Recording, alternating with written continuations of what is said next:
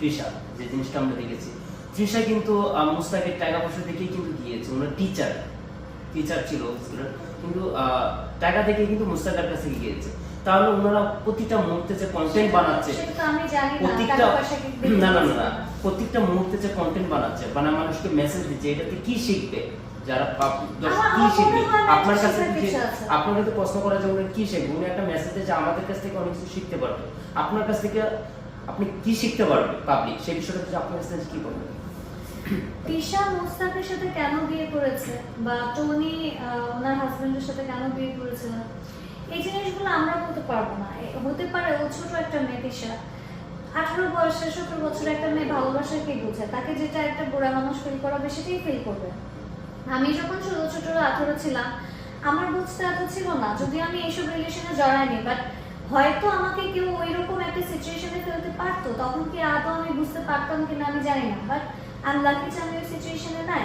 তো ওই সময় এসে যদি ওকে লোভ দেখায় বা ভালোবাসা দেখায়, ওর কাছে যদি মনে হয় যে মুস্তাক তার জীবনের ভালোবাসা, ইটস ওকে।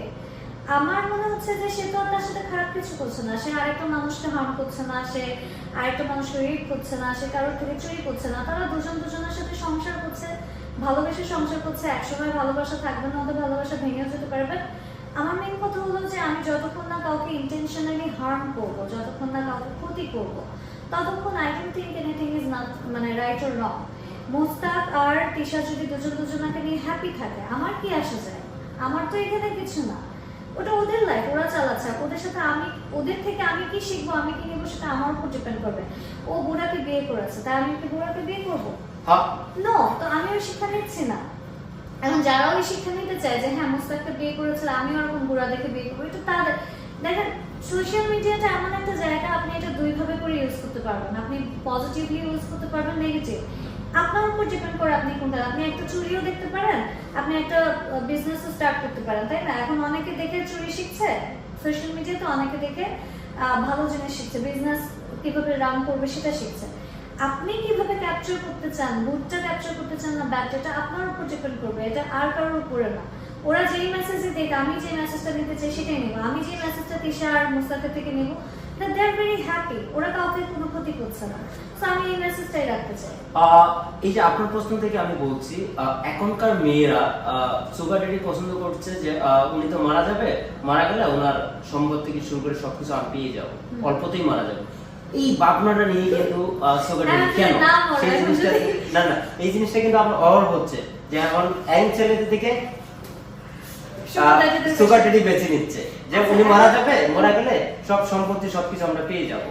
সেই জিনিসটা কেন মেয়েদের এত চিন্তা ভাবনা কেন? আপনার রুচি ভালো, আরেকজনের রুচি খারাপ না, এটা না। আমার মনে হয় কি মেয়েদের ভিতরে এখন লোভটা বেশি বেড়ে গেছে, ইজি মানিটা বেশি অ্যাট্রাক্ট করে ওদেরকে। আমরা যেরকম খেটে খেতে পছন্দ করছি, এই যে আমি যে সারাদিন ধরে এখানে এসে শুট করছি, আমি কতই বা পাচ্ছি। তো এই জিনিসটা ওরা একটা সুগার ড্যাডি যদি এখন পেয়ে যায়, তাহলে ওরা এখনই মনে করেন যে গোল্ডের শপে গিয়ে গোল্ড কিনে নেবে। তো ওরা ইজি মানিটা লাইক করে। এখন আমার কথা হলো যে ধরেন এই মেয়েগুলা বিয়ে করলো যে একটু বুড়া তুকতুকা দেখে টাকা দেখে বিয়ে করলো, ও তো মরে যাবে, সব আমার হয়ে যাবে। ওই বুড়া মরার আগে যদি মেয়ে মরে যায় তাহলে পুরো লস করছে, পুরো লস করছে। এরকম ভাবনা কি আপনার মাথায় কোনো সময় আছে? এরকম ভাবনা কি কোনো সময় মাথায় আছে? আমার মাঝে মাঝে দেখে মনে হয় যে ও তো এরকম প্ল্যান করতেই পারে। অনেক মেয়েরা দেখলাম আজকাল ইন্টারভিউ দেয় যে আমি এরকম দেখে বিয়ে করবো বুড়া, তো মরে গেলে পরে সব আমার। তো আমার বেশি হলো আল্লাহ না করে তার কালকে অ্যাক্সিডেন্ট হয়ে গেল, কি হইলো? মানে এই মুরব্বির আগে যদি উনি মারা যায় তাহলে তো হইলো না। And I don't think এটা কোনো গুড ডিসিশন, বাট আমি আসলে জাজমেন্টাল না। এখন কোনো বুড়া যদি একটা ইয়াং মেয়েকে বিয়ে করতে চায়, তার দুনিয়ার মানে জীবনের শেষ ইচ্ছা যদি থাকে যে আমি একটা ইয়াং সুন্দরী মেয়েকে বিয়ে করবো, আমি মরে গেলে আমার সব তার হয়ে যাবে, সমস্যা নেই। এটা বুড়া আর ওই মেয়ের ব্যাপার, এটা আমার কিছু বলার নাই এখানে। at least they are not doing anything wrong. আমার মেইন মেসেজটা হলো যে ওই মেয়েটা যদি কারো সংসার না ভাঙে তাহলে এখানে সমস্যা নাই। ওই মেয়েটা যখন কারো সংসার ভাঙছে তখনই আমার প্রবলেম। এত স্মার্ট, বিয়ে কবে করছেন? এটা অনেকেরই প্রশ্ন। আর আপনার যারা ভক্ত আছে, যারা আপনার অলওয়েজ আপনার যারা কন্টেন্ট দেখে, ইন্টারভিউ দেখে, অনেক কাজ দেখে, আপনার অনেকেরই প্রশ্ন হলো আপনি বিয়ে কবে করছেন? আমার মাঝে মাঝে যে একটা নতুন মেয়ে আসছে না, অনেক সুন্দর সুন্দর ছেলেদের সাপোর্ট নিয়ে খুব কথা বলতে থাকে যে পুরুষ এটা চায়, পুরুষ এটা চায়, পুরুষ চায় একটুখানি সময়, পুরুষ চায় একটুখানি ভালোবাসা। আমার এগুলো বলতে ইচ্ছা করে, আমারও একটুখানি অ্যাটেনশন নিতে ইচ্ছা করে, আমার শাশুড়ির সাথে আমি ড্রেস ম্যাচিং করে বলবো, এগুলো আমাদেরও স্বপ্ন। ও শুধু একটুখানি বেশি সুন্দর করে বলে। বাট ব্যাপারটা হলো যে বিয়ের সাথে is a part of life. এখন যে জিনিসটা হচ্ছে না, ছোটবেলা থেকে যেহেতু আমরা কাজ করে যাচ্ছি, নিজে ইন্ডিপেন্ডেন্ট ভাবে চলছি, তো কারোর উপর ডিপেন্ডেন্ট হয়ে চলছে না, যেখানে আমি নিজের বাবা থেকে কোনো সাপোর্ট নিচ্ছি না। তো সেখানে মনে হয় কি যে আরেকটা মানুষ আসলে আসলে হয়তো আমার মানে কিভাবে করে আমি ওই জায়গাটায় ম্যাচ করতে পারবো বা প্যারা হয়ে যাবে কিনা, হ্যাঁ এই জিনিসগুলা মাঝে মাঝে ফিল হয়। এখন যে ছেলের সাথে কথা বলতে যায় দেখা যায় অনেক পজিটিভ, হ্যাঁ এটা করতে পারবো, ওরা এটা কেন করছে, ওটা কেন করছে, তো ওই জায়গাটাতে এই জবাব দিতে ইচ্ছা করে না। তো I actually am looking for someone যে আমাকে বুঝবে, আমার লাইফস্টাইল বুঝবে, আমিও তাকে বুঝবো, যে এমন না যে একটা সাইড থেকেই শুধু বুঝতে হবে। তো আমি এখনো অনেক ওল্ড ব্যাকডেটেড, অনেক ওল্ড স্কুল টাইপের মেয়ে। আমি এখনো সেই 80s 90s এর লাভে বিলিভ করি। একটা ছেলে থাকবে, মন ভরে ভালোবাসবে, আমিও তাকে ওভাবে করেই ভালোবাসতে থাকবো। এই যে নতুন যে জিনিসগুলো হচ্ছে জেনজির, যে 2 দিন দেখা হবে, 3 দিনের দিন ডেটে চলে যাবে, বা একদিন কথা হবে, পরের দিন ডেটে চলে যাবে, তারপর ব্লাইন্ড ডেট, তারপর কি হচ্ছে তারপরের দিন হলো breakup. I am not for that, I am not for time pass, I am not for dates. আমি যখন কিছুতে কমিটেড হব, it's a 100% permanent thing or no. আমি কারোর সাথে কফিও খেতে যাই না, কারোর সাথে আমার এক্সট্রা কথাও হয় না। আমি আমার ক্যারিয়ার নিয়ে, লাইফ নিয়ে খুব বিজি, বাট কোনো সময় যদি আমার মনে হয় যে এরকম একটা মানুষ এসেছে যার সাথে যে আমার মতো এরকম ভালোবাসাটাকে প্রায়োরিটি দেয়, যে ওই পুরানো দিনের ভালোবাসা নিয়ে পড়ে রয়েছে, তো হয়তো আমি তার সাথে তখন চলে যাবো। বাট এই সময় এই জেনজি আই ডোন্ট থিঙ্ক এটা আমার জন্য।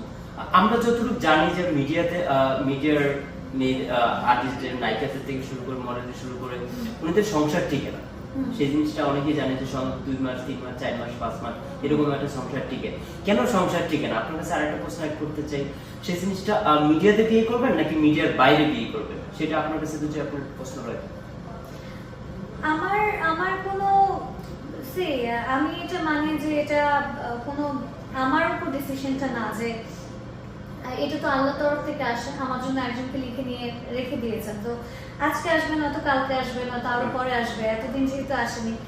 বাট সেটা আসলে যে কেউই হতে পারে। মিডিয়ার যদি আমার মনে হয় যে আমার মেন্টালিটির সাথে একটু ম্যাচ করছে, আমাকে কেয়ার করছে, আমি খুবই ওয়েল ম্যানার্ড মানুষ পছন্দ করি, হ্যাঁ আমি ওয়েল ডিসিপ্লিন, ওয়েল ম্যানার্ড, ম্যানারিজমটা আমার জন্য খুব ইম্পর্টেন্ট, যেটা এখনকার ছেলেদের ভিতরে দেখি না। আরেকটা যেটা ব্যাপার, একটা ওয়েল ডিসিপ্লিন ছেলের ভিতরে যেটা থাকে যে they know how to give efforts.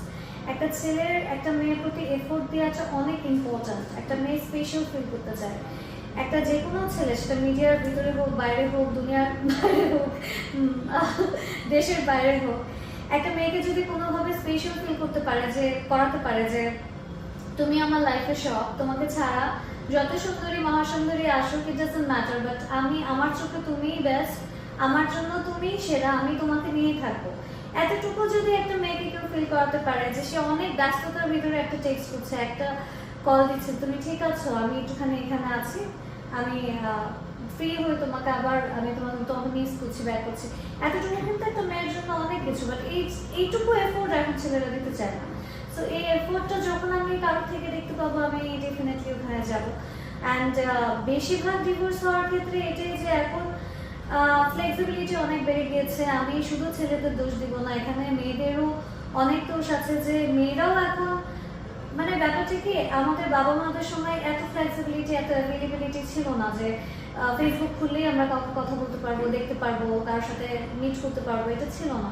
এখন এই জিনিসটা হয়ে গেছে, বিভিন্ন ধরনের মানুষ দেখছে, এক একজন আরেকজনকে অ্যাড করছে, কারোর ভিতরে এথিক্যাল জিনিসটা, ব্যাপারটা নাই যে আমি কমিটেড, আমি কেন আরেকজনের সাথে বেশি কথা বলবো, আমি কেন আরেকজনকে একটু বেশি প্রায়োরিটি দিব, আমি কেন তাকে সময় দেবো, যেখানে আমার একজন আছে, সো আমার একজনকে নিয়েই পুরো লাইফটা কাটবে, তাকে নিয়ে আমার চিন্তা ভাবনা, তাকে নিয়ে আমার সব সময়। সো এই জিনিসটা না দুই পক্ষেরই নাই, মেয়েদের পক্ষেও নাই, ছেলেদের পক্ষেও নাই। আরেকটা ব্যাপার আমার যেটা খারাপ লাগে মেয়েদের ব্যাপারে, সেটা হলো বেশিরভাগ সুগার জাতিরা তো ম্যারিড হয়, তো মেয়েরা এটা জেনেও সুগার জাতি ধরছে। কেন সুগার জাতি ধরবে? যখন তারা জানে যে তারাও একজন নারী, তারা যখন বিয়ে করবে তাদের হাজবেন্ডও আরেকটা মেয়েকে ধরবে, তো আমি একটা মেয়ে হয়ে কি করে আমি আরেকটা মেয়ের সংসার নষ্ট করবো?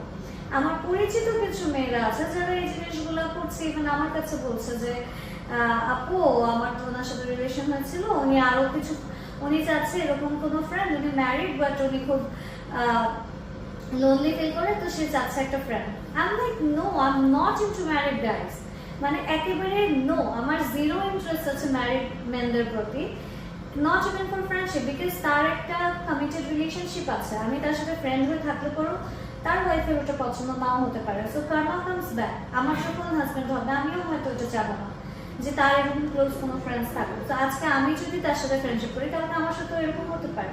So I don't agree to this, but বেশিরভাগ মেয়েরা এটা মানে না, তো এই জিনিসটার জন্যই এই জিনিসগুলো অনেক এগিয়ে যাচ্ছে, ফ্যামিলিতে প্রবলেম হচ্ছে। আই থিঙ্ক এথিক্যাল বাউন্ডারিজ গুলো এখন চলে গিয়েছে এখন।